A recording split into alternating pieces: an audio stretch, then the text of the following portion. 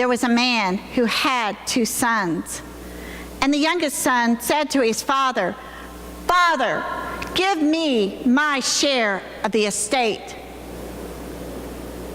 So the father divided up his property between them. Not long after that, the younger son got together everything he had and set off for a distant country, where he squandered his wealth on wild living. And after he had spent all that he had, there was a severe famine in the land, and he began to be in need. So he hired himself out to one of the citizens of that country, who sent him to the fields to feed the pigs. Now, he longed to fill his stomach with the pods that he was feeding to the pigs, but no one would give him anything. When he finally came to his senses, he said, "How many of my father's hired servants have food to spare, and here I am starving to death.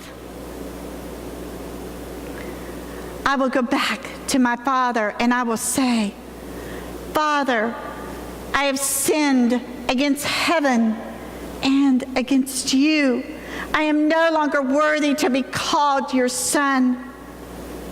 Make me as one of your hired servants.'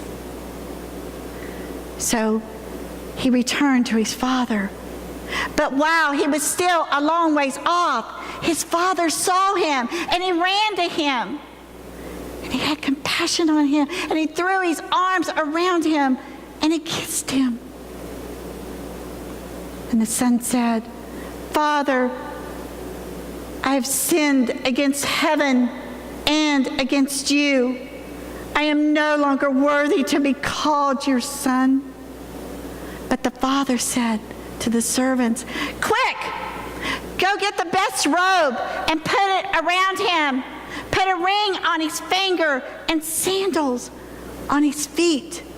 And go bring the fatted calf and kill it. Let us feast and celebrate. For this son of mine was dead, but he is alive again. He was lost, but now he is found.' So they began to celebrate. Meanwhile, the older son was in the fields, and as he came close to the house, he heard the music and the dancing. So he called one of the servants to ask what was going on. 'Your brother has come home,' the servant said, 'and your father has killed the fatted calf to celebrate, because he has him back safe and sound.' Well, the older brother was angry, and he refused to go in. So the father went out to him and pleaded with him to come in. But the older son said, 'Look, all of these years I have been slaving for you, and I have never once disobeyed you. And yet, you never even gave me a young goat to celebrate with my friends. But when this son of yours comes home, who squandered your property with prostitutes, you kill the fatted calf for him.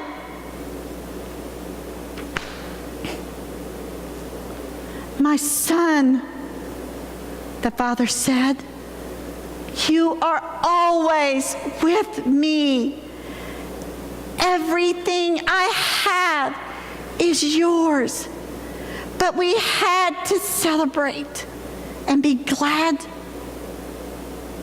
because this brother of yours was dead, and now he's alive. He was lost, but now is found.'